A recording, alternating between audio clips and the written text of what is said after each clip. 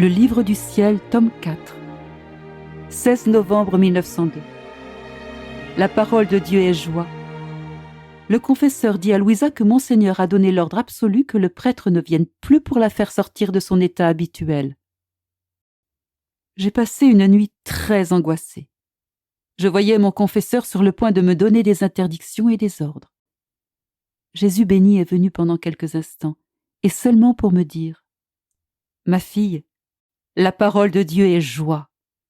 Celui qui l'écoute sans la faire fructifier par ses œuvres lui donne une teinte sombre et la souille. » Me sentant très souffrante, je me suis efforcée de ne pas prêter attention à ce que je voyais.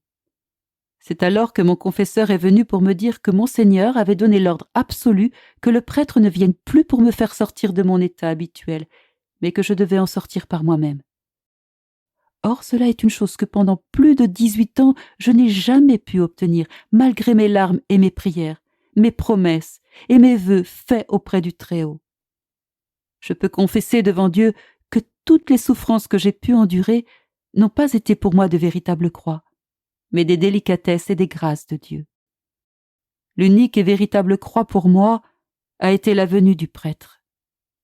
Par conséquent, en connaissant, après tant d'années d'expérience, l'impossibilité de sortir par moi-même de mon état habituel, mon cœur était déchiré par la crainte de ne pas pouvoir obéir.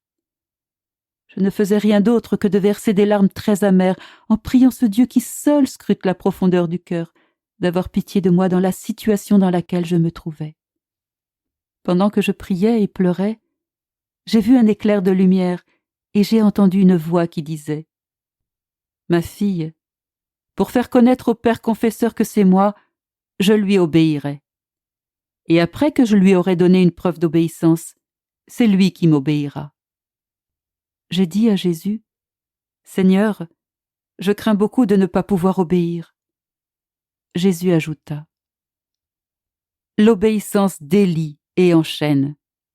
Et comme elle est une chaîne, elle lie la volonté divine à la volonté humaine pour former une seule volonté.